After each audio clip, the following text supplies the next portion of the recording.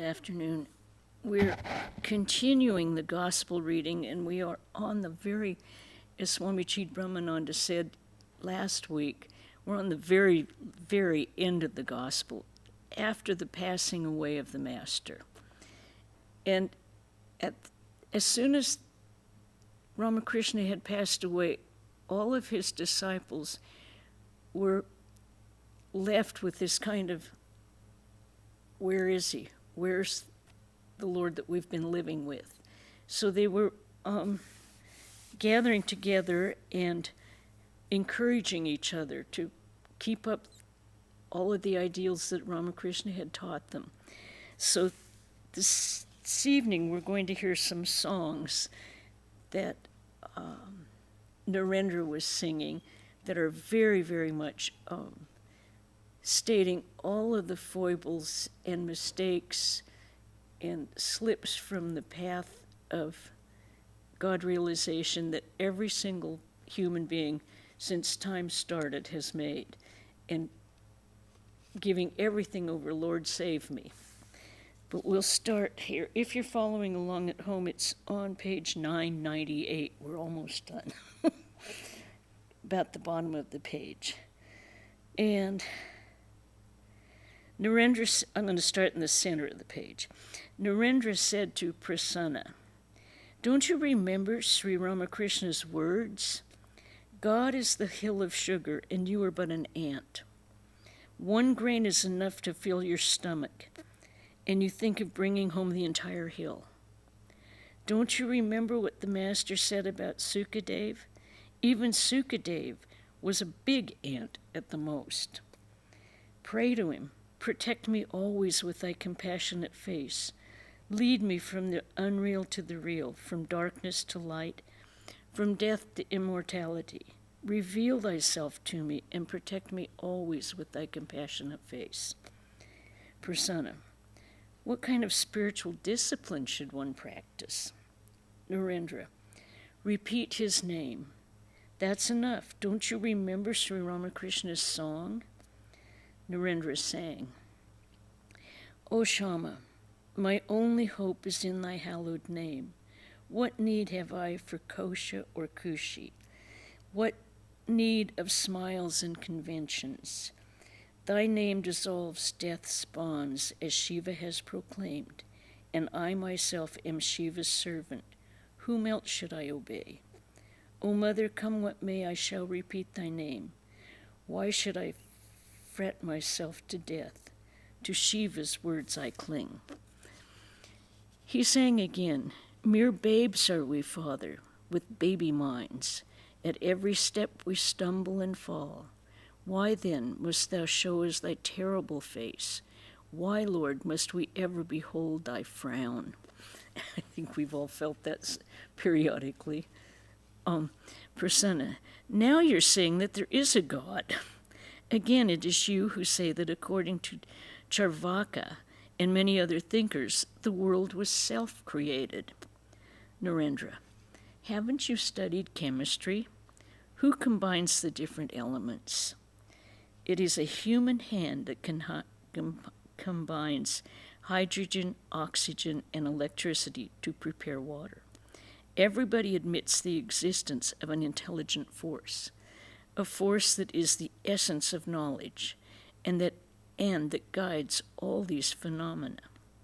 Prasanna, how are we to know that God is kind? Narendra, the Vedas say, that which is thy compassionate face. John Stuart Mill said the same thing. He said, how much kindness must he have who has implanted kindness in the hearts of men? The Master used to say, faith is the one essential thing. God exists. He is very near us. Through faith alone, one sees him. Okay, then Narendra sang, where are you seeking me? My servant, I'm very close to you. Far away you still are seeking, though I am so very near. I am not in skin or hair. I am not in bones or flesh. nor in mosque and not in temple, not in Kashi or Kailash. Never will you come to me in Ayodhya or Dwarika. But you will be sure to find me if you search where faith abides, not in pleasant tasks or yoga, not in vairagya or sannyas. Yet I come without delaying if you only search for me. This pretty much says it all. We just have to search for God within, and we must do that. And God is nearer than the nearest, dearer than the dearest. All we have to do is stop looking outside. Prasanna, sometimes you say that God does not exist, and now you're saying all these things? You're not consistent. You keep changing your opinions. Everyone laughed. Narendra was pretty famous for that. Narendra, all right, I shall never change what I have just said. As long as one has desires and cravings, so long one doubts the existence of God. A man cherishes some desire or other. Perhaps he has the desire to study, or to pass the university examination, or become a scholar, and so forth and so on. Narendra sang again in a voice choked with emotion. Hail to thee, our God and Lord. Hail, giver of every blessing. Hail, thou giver of good. O Redeemer from fear, from danger and suffering, upholder of the worlds. Hail, Lord, victory to thee. Unfathomable and infinite, immeasurable beyond compare. O God, none equals thee. Lord of the world, universe, all-pervading truth, thou, the Atman supreme. Hail, Lord, victory to thee. O thou, the all-compassionate one, adored by the whole universe, I bow before thy feet. Thou art the only refuge in life and death, O Lord. Before thy feet I bow. Hail, Lord, victory to thee. This is our only prayer, O Lord. What other boon can we implore? Thus do we pray to thee. Grant us true wisdom here and in the life hereafter. Reveal thyself to us. Hail, Lord, victory to thee. Again, Narendra sang, describing how very near God is to us, as near as the musk to the deer, and exhorting his disciples to drink deep from the cup of divine bliss. I think we all remember the story of the musk deer searching all over for this beautiful smell, searching all over the forest, everywhere, and it was coming from his very own navel. So Narendra is singing, drinking the bliss of Hari from the cup of prema, sadhu, be intoxicated. Childhood you spent in crying, and youth in woman's control. Now in your old age full of phlegm and wind, you wait for the funeral couch to bear you to the cremation ground. Within the musk deer's navel the fragrant musk is found, but how can you make it understand? Without the proper teacher to guide him on his way, man too is blindly roaming through the world, deluded as the foolish deer that wanders round and round the woods. M heard all this from the veranda. Narendra got up. As he left the room, he remarked, "My brain is hitted by talking to these youngsters." He met M on the veranda and said, "Please let us have a drink of water." One of the members of the Mott said to Narendra, "Why then do you say that God does not exist?" Narendra laughed. Then it's the next day, Monday, May 9th, 1887. All of this is after Ramakrishna left the body. The next morning, M was sitting alone under a tree in the garden. He said to himself, Sri Ramakrishna has made the brothers of the monastery renounce lust and greed. Ah, how eager they are to realize God. This place has become a veritable Vaikuntha, and the brothers living here are embodiments of Narayana. It is not many days since the Master passed. That is why all these ideas and ideals he stood for are here, almost intact. The same Ayodhya, only Rama is not here. The Master has made these brothers renounce their homes. Why has he kept a few in the world? Is there no way of liberation for them? From a room upstairs, Narendra saw M sitting alone under the tree.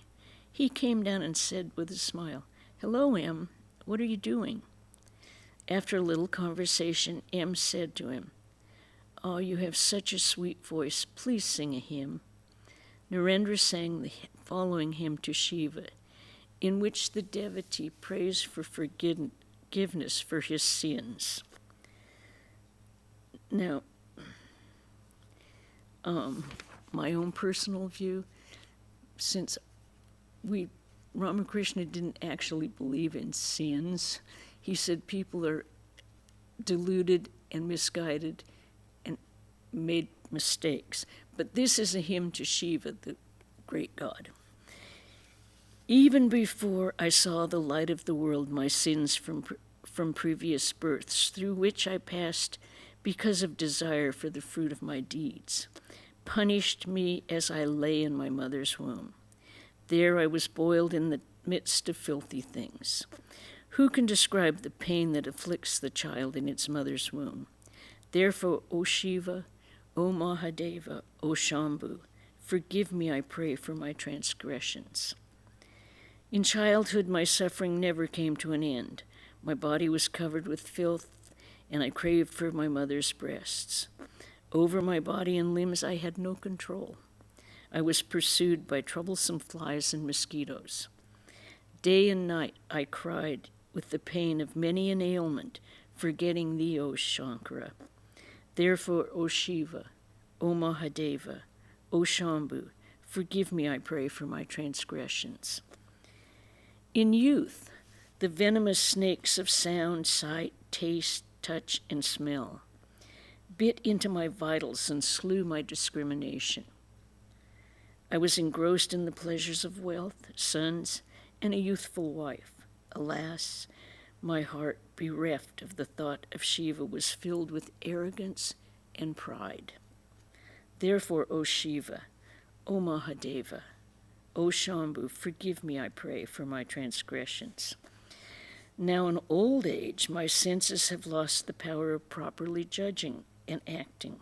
My body, though still not wholly bereft of life, is weak and senile from many afflictions, from sins and illnesses and bereavements.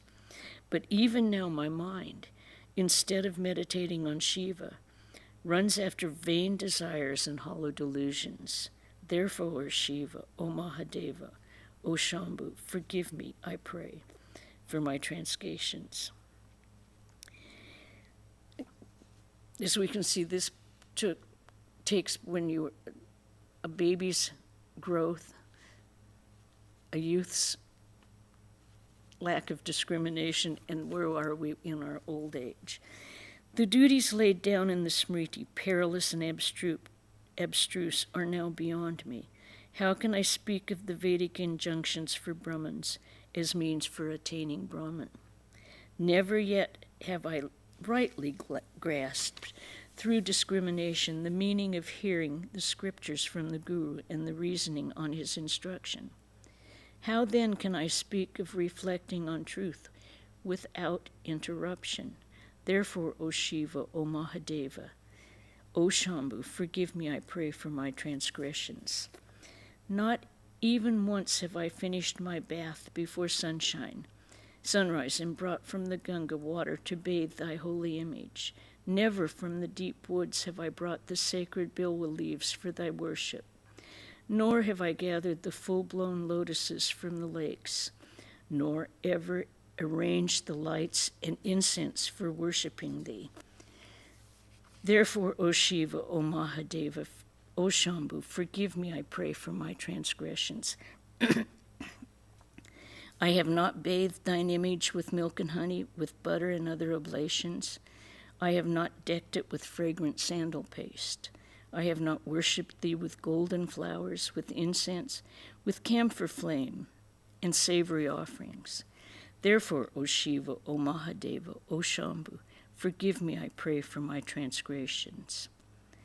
I have not made rich gifts to the Brahmins, cherishing in my heart, O Mahadeva, thy sacred form. I have not made in the sacred fire the 1,000,000 oblations of butter, repeating the holy mantra given to me by my guru. Never have I done penance along the Ganga with japa and study of the Vedas. Therefore, O Shiva, O Mahadeva, O Shambhu, forgive me, I pray, for my transgressions. I have not sat in the lotus posture, nor have I ever controlled the prana along the Sushumna, repeating the syllable Om. Never have I suppressed the turbulent waves of my mind, nor merged the self-effulgent Om in the ever-shrining witness consciousness, whose name is that of the highest Brahman. Nor have I in samadhi meditated on Shankara, who dwells in every form as the inner guide. Therefore, O Shiva, O Mahadeva, O Shambhu, forgive me, I pray, for my transgressions. Never, O Shiva, have I seen thee, the pure, the unattached, the naked one, beyond the 3 gunas, free from delusion and darkness, absorbed in meditation, and ever aware of the true nature of the world. Nor with a longing heart have I meditated on thy auspicious and sin-destroying form. Therefore, O Shiva, O Mahadeva, O Shambhu, forgive me, I pray, for my transgressions. O mind, to gain liberation, concentrate wholly on Shiva, whose sole reality, underlying the worlds, the giver of good, whose head is illumined by the crescent moon, and in whose hair the Ganges is hidden, whose fire-darting eyes consume the god of earthly love, whose throat and ears are decked with snakes, whose upper garment is a comely elephant skin. Of what avail are these other rituals? O mind, of what avail are wealth or horses, elephants or a kingdom? Of what avail the body or a house? Know that these to be but momentary, and quickly shun them. Worship Shiva as your guru instructs you for the attaining of self-knowledge. Day by day does man come near to death. His youth wears away. The day that is gone never returns. Almighty time devours everything. Fickle as lightning is the goddess of fortune. O Shiva, O giver of shelter to those that come to thy feet for refuge, protect me, who have taken refuge at their feet. I salute the ever-auspicious Shiva, the home of peace, who sits in the lotus posture, who has 5 mouths and 3 eyes, who holds in both his hands weapon and gong and drum, who is bedecked with many an ornament, whose skin is clear as crystal, who is Parvati's lord. I salute the self-effulgent guru of the gods, the lord of Uma. I salute the cause of the universe. I salute the lord of beasts, adorned with snakes. I salute Shiva, whose 3 eyes shine like the sun, the moon, and fire. I salute the beloved of Krishna. I salute Shankara, who bestows boons on his devotees and gives them shelter. I salute the auspicious Shiva. O Shiva, white is thy body covered with ashes, white shine thy teeth when thou smilest. White is the skull thou holdest in thy hands, white is thy club which threatens the wicked. White is the bull on which thou ridest, white are the rings that hang from thine ears. White appear thy matted locks covered with the foam of the Ganges. White shines the moon on thy forehead. May he who is all white, all pure, bestow on me the treasure of forgiveness for my transgressions. O Shiva, Forgive all the sins that I have committed with my hands or feet, with words or body, with ears or eyes, with mind or heart. Forgive my sins, those past and those that are yet to come. Victory unto Shiva, the ocean of compassion, the great God, the abode of blessedness. I think many of you will recognize this covers quite a bit of like the offerings that we make in the Homa fire and most of our major pujas, when we offer everything we've ever thought, said, word, deed, into the fire of Brahman, and then start over again. Again, after the hymn, Narendra and M talked. Narendra, you may speak of leading a detached life in the world and all that, but you will not attain anything unless you renounce lust and greed. Fools enjoy the contact of the body, filled with filth, peopled with worms, foul of smell by nature, made of flesh, blood, bone, and marrow, but the wise shun it. Vain is the life of a person who does not delight in the teachings of the Vedanta and drink the nectar of divine bliss. Listen to a song. Narendra sang, O man, abandon your delusion, cast aside your wicked counsels. Know the Lord and free yourself from earthly suffering. For a few days' pleasure only you have quite forgotten him. Who is the comrade of your soul? Alas, what mockery. Narendra, no liberation is possible for a man unless he puts on the loincloth of a sannyasin. The world must be renounced. Narendra sang from the 5 stanzas on the glory of the loincloth. Roaming ever in the grove of Vedanta, ever pleased with his beggar's morsel, ever walking with heart, free from sorrow, blessed indeed is the wearer of the loincloth. Continuing, Narendra said, why should a man be entangled in worldliness? Why should he be ensnared by Maya? What is man's real nature? He is the blessed Shiva, the embodiment of bliss and spirit. He sang Shankaracharya's 6 stanzas on nirvana. Om, I am neither mind, intelligence, ego, nor chitta, neither ears, nor tongue, nor the senses of smell and sight, nor am I ether, earth, fire, water, or air. I am pure knowledge and bliss. I am Shiva. I am Shiva. Oh my goodness gracious. Okay. Now we have made many, many supplications to Shiva. Now we're going to do the 8 stanzas on the glory of Krishna. These are all traditional songs that were sung and are sung by many people. And as we know, the Lord has many names. So what we are really doing is just saying, remember the Lord, whoever your chosen ideal is. Narendra recited another hymn, the 8 stanzas on the glory of Krishna. I am consumed with false desires and wrapped in the sleep of lust. Save me, O Madhusudana. Thou art my only refuge. Lord, I have no other salvation. I am entrapped in the mire of sin. O Madhusudana, redeem me. I am ensnared in the net of love for children, wife, and home. Save me, O Madhusudana.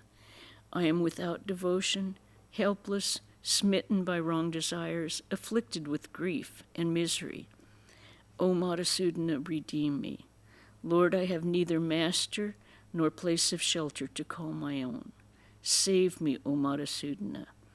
Utterly wearied out am I by all this going and coming along the endless road of life. O Madhusudana, redeem me. From this hard and unavailing journey through life and death, save me, O Madhusudana. Many the births that I have seen in many a bodily form, and painful it is in the mother's womb. O Madhusudana, redeem me. Never a good deed have I done, but many have been my sins. Save me, O Madhusudana. Headlong have I fallen into the mire of worldliness. Countless the births I have endured. O Madhusudana, redeem me. I have lorded it over men, but happiness is not there. Save me, O Madhusudana. What my words have promised, my deeds have never carried out. Lord, I am full of wretchedness. O Madhusudana, redeem me. If as a man or a woman I must be born again and again, save me, O Madhusudana. May my devotion be unswerving to thy feet, O Lord. From the delusion of this world, O Madhusudana, redeem me. M remained spellbound as he listened to these hymns sung by Narendra. He said to himself, how intense Narendra's dispassion is. This is how he has infused the spirit of dispassion into the hearts of the other brothers of the monastery. The very contact with them awakens in the hearts of the master's householder devotees the desire for renunciation of lust and greed. Ah, how blessed are those all-renouncing brothers. Why has the Master kept us few in the world? Will he show us a way? Will he give us the spirit of renunciation? Or will he delude us again with worldliness? After the meal, all were resting.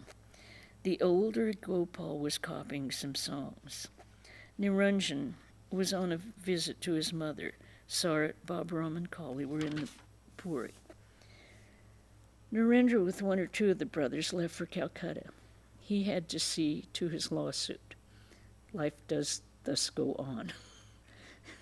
Though he was pumping up all of it. So the spirit of renunciation, the spirit of dedication that Ramakrishna had reiterated and said every single day in every single way when the devotees gathered.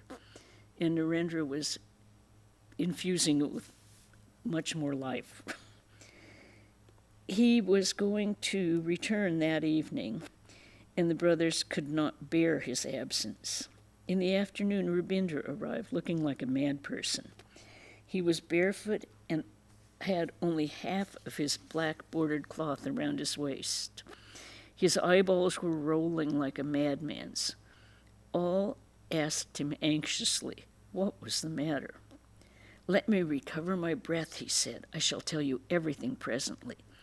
I am certainly not going back home. I shall stay at this very place with you all. She is certainly a traitor. Let me tell you something, friends. For her sake, I gave up my habit of drinking, which I had indulged for 5 years. I have not taken a single drop for the last 8 months, and she is a traitor. The brothers in the mat said, be calm, please. How did you come? Rabindra, I have come barefoot all the way from Calcutta. The brothers asked him where he had lost the other half of his cloth. Rabindra, when I was leaving her place, she began to pull up my cloth. That is how half of it was torn off. I think you'll remember earlier on, Rabindra was the one who was quite a drunkard and was visiting prostitutes quite often. And now he's running to the monastery. The brothers told him to bathe in the Ganges and cool off, and then they would hear his story. Rabindra belonged to a respectable Kayasta family in Calcutta. He was 20 or 22 years old. He had first met Sri Ramakrishna at the Dakshineshwar temple and had received his special blessing. On one occasion, he had spent 3 nights with the master. His disposition was very sweet and tender, and the master had loved him dearly. Once he had said to Rabindra, you will have to wait some time. You have to go through a few more experiences. Nothing can be done now. You see, the police can't do much just when the robbers attack a house. When the plundering is almost over, the police make their arrests. Rabindra had many virtues. He was devoted to God and to service of the poor. He had many spiritual qualities, but he had walked into the snare of a prostitute. Now, suddenly, He had discovered that the woman was being unfaithful to him. Therefore, he had come to the Mott in his disheveled state, resolved not to go back to the world. A devotee accompanied Rabindra to the Ganges. It was his inmost desire that Rabindra's spiritual consciousness should be awakened in the company of these holy men. When Rabindra finished his bath, the devotee took him to the adjacent cremation ground, showed him the corpses lying about, and said, "The brothers of the Mott come here every now and then to meditate on God. It is a good place for meditation. Here, one sees clearly that the world is impermanent." Rabindra sat down in the cremation ground to meditate, but he could not meditate long. His mind was restless. Rabindra said, and the devotee returned to the Mott. They went to the worship room to salute the deity. The devotee said to him, "The brothers of the Mott meditate in this room." Rabindra sat to meditate, but he could not meditate long there either. Devotee, how do you feel? Is your mind very restless? Is that why you have to get up from your seat? Perhaps you could not concentrate well. Rabindra, I am sure I shall not go back to the world, but the mind is restless. M and Rabindra were talking. No one else was present. M was telling him stories of the life of Buddha. At that time, the members of the Mott regularly read the lives of Buddha and Chaitanya. M said to Rabindra that Buddha's spiritual consciousness was first awakened by hearing a song of some heavenly maidens. M sang the song. "We moan for rest, alas, but rest can never find. We know not whence we come, nor where we float away. Time and again we tread this round of smiles and tears. In vain we pine to know whither our pathway leads, and why we play this empty play." Shakespeare wrote something very similar to that. That night, Narendra, Tarak, and Harish returned from Calcutta. They said, "Oh, what a big meal they had." They had been entertained by a devotee in Calcutta. The members of the monastery assembled in the room of the Danyas. Narendra heard Rabindra's story. He sang by way of giving instruction to him. "O man, abandon your delusion, cast aside your wicked counsels. Know the Lord and free yourself from earthly suffering. For a few days' pleasure only you have quite forgotten him. Who's the comrade of your soul? Alas, what mockery." Narendra sang again, "Drinking the bliss of Hari from the cup of prema, sadhu, be intoxicated." A few minutes later, the brothers went to Kali Tapasya's room. Girish Ghosh had just sent 2 of his new books to the monastery, The Life of Buddha and The Life of Chaitanya. I think we can stop there. Well, no. Let me just check. No, Since the founding of the new Mott, Sashi had devoted himself heart and soul to the worship and service of the Master. All were amazed at his devotion. Just as he had tended Sri Ramakrishna's physical body during his illness with the same unswerving zeal, he worshipped the Master in the shrine room. A member of the monastery was reading aloud from the lives of Buddha and Chaitanya. He was a little sarcastic while reading Chaitanya's life. Narendra snatched the book from his hand and said, "This is how you spoil a good thing." Narendra read the chapters describing how Chaitanya gave his love to all, from the Brahmin to the pariah. A brother. I say that one person cannot give love to another person. Narendra. But the Master gave it to me. Brother. Well, are you sure you have it? Narendra. What can you understand about love? You belong to the servant class. All of you must serve me and massage my feet. Don't flatter yourself by thinking you have understood everything.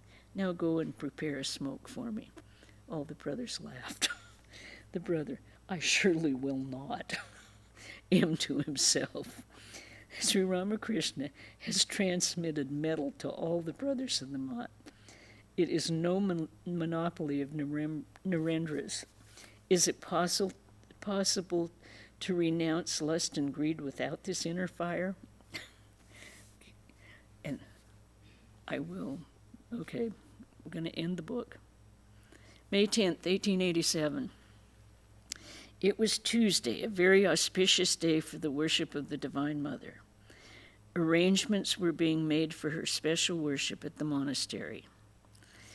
M was going to the Ganges to take his bath.